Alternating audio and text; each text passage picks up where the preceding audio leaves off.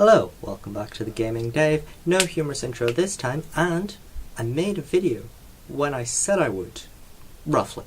Here's what I found for week beginning the 22nd of July.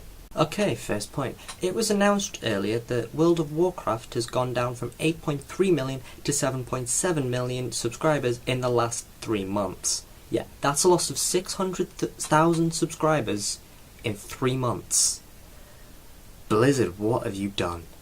With the announcement of an in-game store, which I'm guessing is like micro-transaction kind of stuff, this is to reduce the financial effects that will come of reaching a subscriber number that is lower than the release of the first expansion, the Burning Crusade, back in 2007.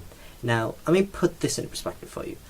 World of Warcraft had 10 million subscribers at the start of Mists of Pandaria, the most recent expansion, which was released in 2012.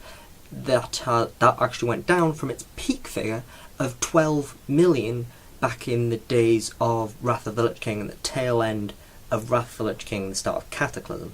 This is perfectly understandable. I was researching this, looking into all this stuff. I got kind of sucked in just watching the patch trailers, the cinematic trailers and all that for the Wrath of the Lich King. I have played World of Warcraft. I have done my time, if you say. And Wrath of the Lich King, fantastic. I never played in the days of the original and Burning Crusade. They looked really good. But Wrath of the Lich King, it was focused, it was story based, and yet it was still very much an MMO. With all the raids and the PvP and all that. But it all worked, it all linked together in a fabulous fashion. And many people would say after Wrath of the Lich King finished, then it kind of all just went downhill from there.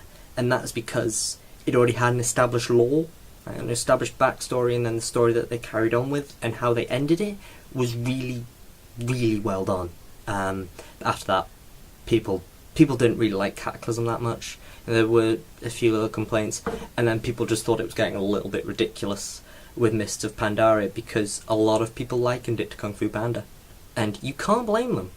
You know, when you have the introductory scene to Mists of Pandaria, Horde person, Alliance person, they find this place, they start fighting each other, and then a panda appears.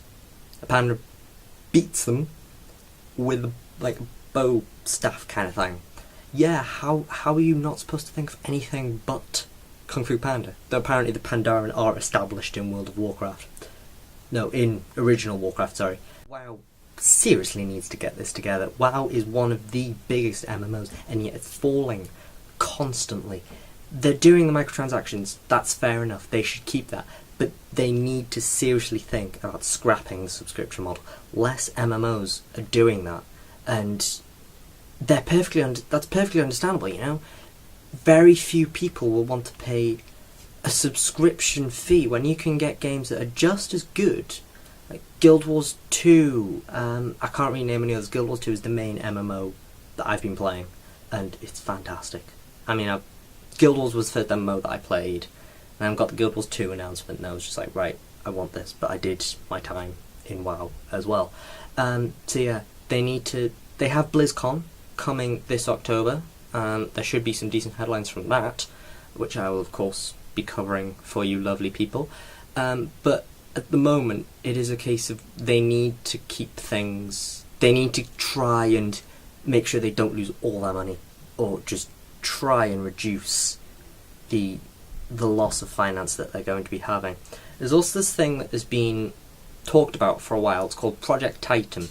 No one really knows what it is. Many people are speculating it is essentially the replacement for WoW or World of Warcraft 2, which would be interesting, really be interesting. I hope they announce what it actually is at BlizzCon. If they don't, myself and a lot of other people will rage, and understandably, to be honest. But yeah, I think what WoW needs to be doing is they need to go to free-to-play, do the microtransactions, and because that's what a lot of other MMOs are doing. And World of Warcraft, they have a fan base. They have a reasonably good fan base, and they have a lot of content to go from or to make up their own. You know, they're good people at Blizzard, and they need to think, look, right, we are losing people. What do we do? and with Project Titan being delayed due to, apparently they essentially went from wherever they were, went down the ground floor, and then it's just a case of just building back up again. So it's going to take, I think it was scheduled for 2016, maybe later, I don't know, but they need to seriously look at like what they can do, otherwise World of Warcraft could die, and that would be a sad day for many a gamer. Here's an interesting piece of news I found earlier this week. A bunch of like all-star designers, developers, story creators and all that from Blizzard Activision, World of Warcraft that I just talked about, Starcraft, Diablo, those games, another bunch of people from Sony Online Entertainment, kind of goes without saying what that is, and Relic Entertainment, the people behind the Dawn of War real-time strategy franchise, one of the best real-time strategy franchises in my opinion, and it's probably well regarded as one. They did a lot of work with the Warhammer 40k and the people at Games Workshop, because they're responsible for those games, as well as the third-person shooter Space Marine, which, if you've never played, go on whatever online system you have, just download the demo and play it. I absolutely loved it. I've played that game at least twice, and it's just, so good. And anyway, back on track. They're going back.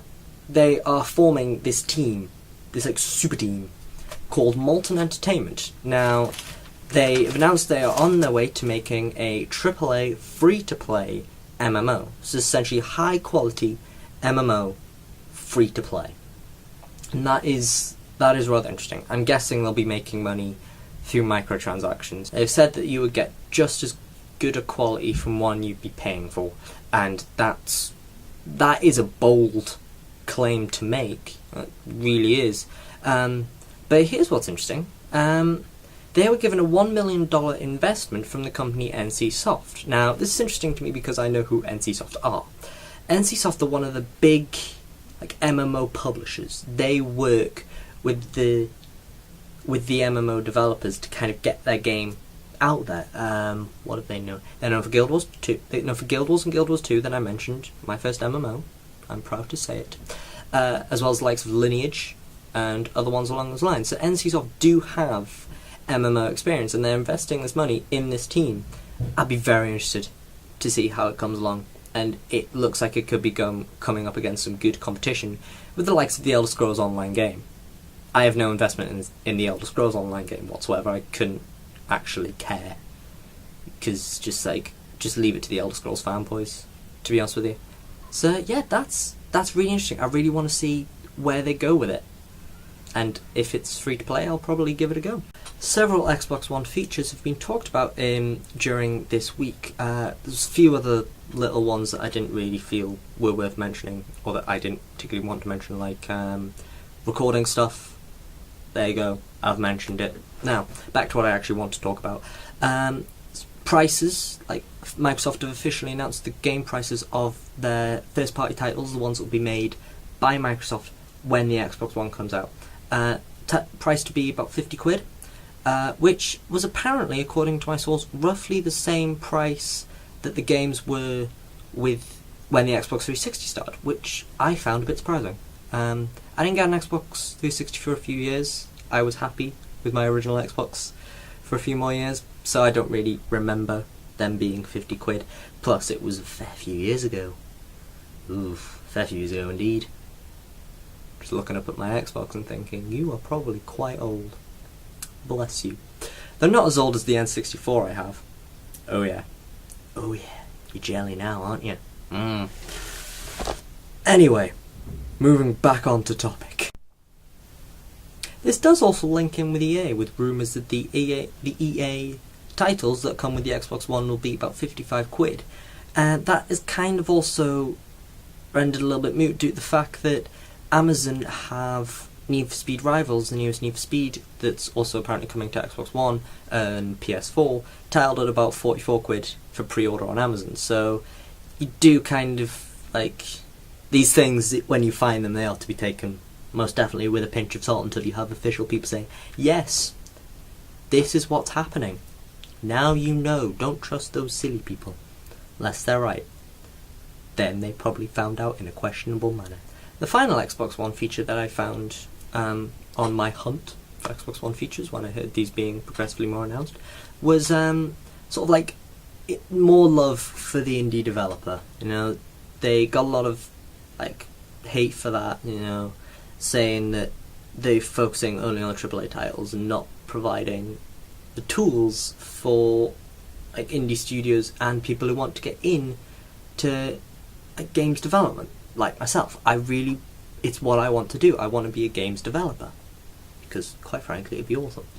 And they said that every Xbox One, apparently this isn't coming with launch, so it might come a few years down the line. Every Xbox One will come with a development kit. This essentially means you can make your own Xbox games, which is similar to the Ouya I believe I mentioned a few videos ago, which I also would really want to get. I probably want to get the Ouya first, and maybe just find some way to do indie development, you know, like find a way to just kind of work your way into it, which is something I really want to do, and I recommend if you have an interest in it, you do too. Even if you don't have an interest in it and just want to take a stab at it, go for it.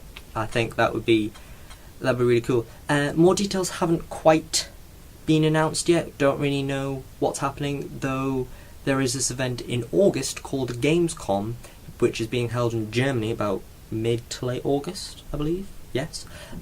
Which will kind of go further on that. So once again, this is one of those rumours that needs to be taken with a pinch of salt. We'll just see how things turn out. Okay, that's me done. No humorous intro. Less topics than usual.